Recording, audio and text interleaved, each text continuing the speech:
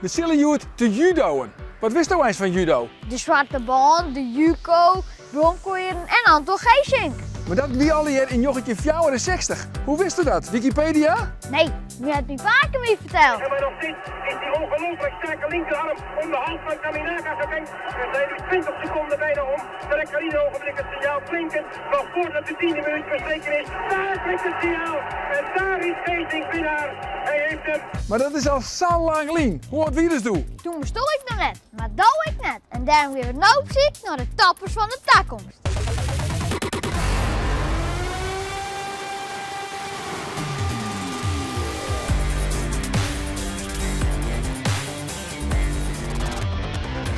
Berend, de school die maakt even uit, want we zijn hier in een dojo. Zeg maar gewoon dood, hè?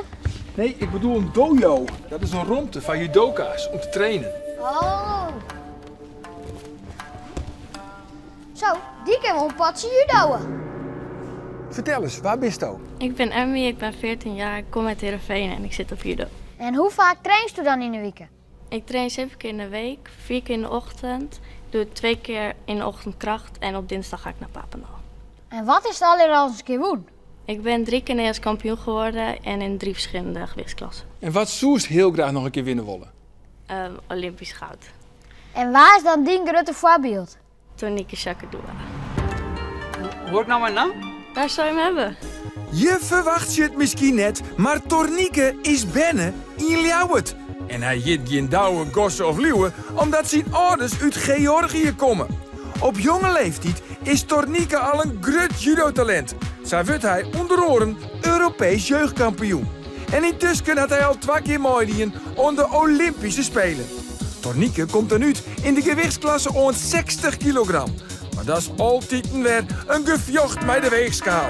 En daarom had hij besloten om in een hogere gewichtsklasse uit te komen. En dat is verstandig, want dan kan Tornieke mij mooi waar misschien weer zo'n ijsko likken. Oh, lekker! My disco dip. Wat is die allermooiste oefening? Nou, dat was denk ik wel de gouden medaille die ik won op de Grand Prix van Cancún. Dat is in Mexico. Dat was ook mijn allereerste toernooi waar ik echt een medaille haalde. Dus die blijft wel dicht bij mij, ja. En dan klik ik een geweldige ontlading. Zeker, zeker. Want ja, voor het eerst sta je op zo'n podium. En dat blijf je herinneren, ja. En wat is die allergrootste teleurstelling? Ik denk dat dat was in Tokio op de Olympische Spelen. Toen verloor ik om het brons. En ik was die partij wel echt aan het winnen. En dan net 1 klein foutje en dan is het over. En dat was mijn grootste teleurstelling, denk ik. Ja. En zit je daar dan lang mooi? Denk je daar nog lang om waarom? Jawel. Ik moest wel even een maand, was ik even off, zeg maar. Ja, dus dat was wel even het was wel even pittig. Kijk, de eerste paar dagen daarna besef je het nog niet echt. Maar echt daarna een week voorbij, 2 weken voorbij, ga je echt beseffen van oké, ik had echt een bronzen medaille kunnen hebben op de Olympische Spelen. En schreeuwen journalisten die namen ik vaak verkeerd? Ja, vroeger heel vaak. En ja, nu ben ik wel iets bekender. Dus bij het begin was het wel echt van Tornieke en dan dus het ging het zo. Maar daarna, ja, die journalisten leren het dan wel en omroeper leren het ook wel beter, zeg maar. Dus daarna ging het wel iets makkelijker. Maar het is inderdaad een moeilijke naam om achternaam uit te spreken. Want spreek het nog 1 keer uit dan. Hoe spreek je het precies uit? Chikadua. Chikadua. Ja, ja. Goed zo. Ja, hoe spreek je het dus uit? Chikadua. Ja, uitstekend. Ja. En wie is toch vroeger ook al heel sterk? Jawel. Ja, ik was vooral ook heel lenig ook. Dus ik kon makkelijk uit worpen draaien. En ja, sterk ook vooral. Hè. Dat is echt, was ook wel mijn ding, ja. Zeker. Dus, ja. De kaas jarenlang uit in de klasse 60 kilogram. Is het ook lastig om altijd op die gewicht te letten? Ja, dat was voor mij wel zeker lastig. Omdat ik woog wel altijd wel een paar kilo's erboven. Dus dan moest ik 2 weken van tevoren wel beginnen met afvallen natuurlijk. En dan mag je iets minder eten. En dan moet je iets gezonder gaan eten. Dus dat is wel voor mij wel lastig. En om zo lang mijn gewicht te houden. Ja. En wist u ik wel eens bang voor een wedstrijd? Vroeger als kind wel. Maar naarmate je ouder wordt, dan ben je natuurlijk ook meer ervaren. En dan, is het, ja, dan ben je niet meer zo bang. Want ja, judo is natuurlijk, je moet juist niet bang zijn voor de ander. Anders gaat het denk ik niet goed komen. En ben je bijgelovig? Ja, mijn slippers moeten altijd goed staan. Maar die moeten dus altijd recht staan. Ja. Ik moet ze altijd, voordat ik op de mat op ga, dan moeten ze altijd goed staan. En ik controleer het altijd even na of ze goed zijn. En dan ga ik de mat oplopen. En wat nou als die slippers net goed staan? Wat gebeurt er dan? Dan is de grote kans dat ik de tijd verlies. Ben je wel zenuwachtig voor een wedstrijd? Vroeger wel wat meer, moet ik eerlijk zeggen. Want ja, je staat voor het eerst op zo'n groot toernooi en er komt zoveel op je af. Maar naarmate je natuurlijk meer van dat soort toernooien gaat draaien, en nou ja, dan ga je natuurlijk ook, ben je ook meer ervaren. En dan kan je dat beter wegzetten, zeg maar. Kijk, natuurlijk ben je altijd wel eens... Kijk, gezonde spanning is altijd goed. En, bijvoorbeeld voor de Olympische Spelen ben je iets zenuwachtiger dan bijvoorbeeld een iets minder groot toernooi. Ja. En als alles kan, wat zou je dan nou heel graag eens winnen willen? Ik denk de Friese kampioenschappen. Nou, dat zit erin, toch? En dan nou een vraag van Berend uit onverwachte hoek. Vies ook Babi Pangang echt lekker? Babi Pangang? Ik heb dat vorige week nog gegeten. Ja, ik vind het wel lekker, ja. Waarom vreegst u dat? Ja, ik weet hem wel benauwd. Hij shot er wel echt heel sterk uit, hè? Ja, maar ik zit er even naar de sjen. Ik denk dat ik het wel 4 seconden bij hem volhoud, hè? 4 seconden? Ja, makkelijk. 1, 2, 3, 4, 5. Dit wint je 4 seconden, Berend. Kom maar uit.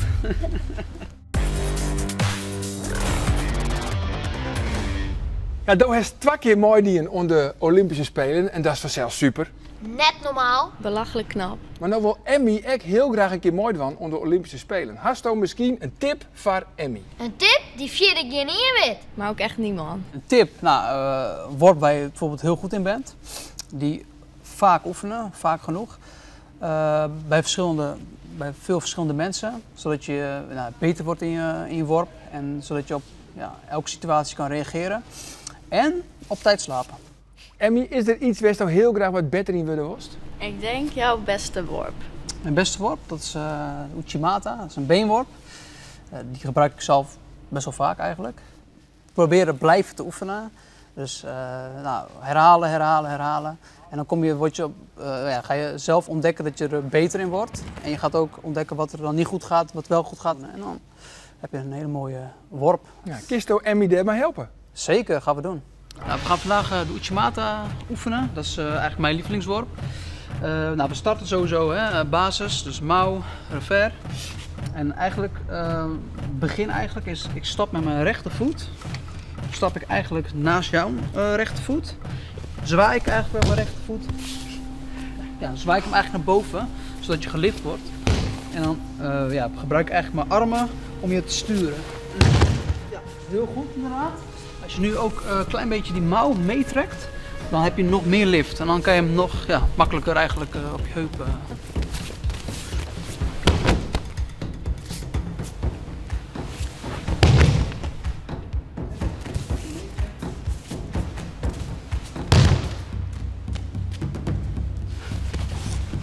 Probeer inderdaad deze mouw echt voor je langs te trekken, zodat ik meer eigenlijk meega met de worp. Ja. Dat het moeilijker is om tegen te houden. Ja?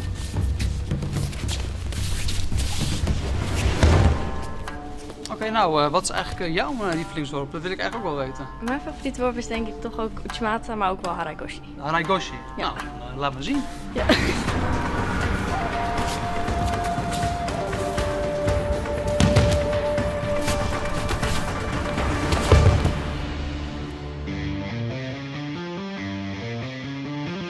Ja, en dan nou de vraag dat het hele programma omdraait. Gaan we hier te krijgen een mooie topper van de toekomst? Zeker weten. Ik weet zeker dat we jou later op de Olympische Spelen gaan zien. Dank je. Hartstikke idee.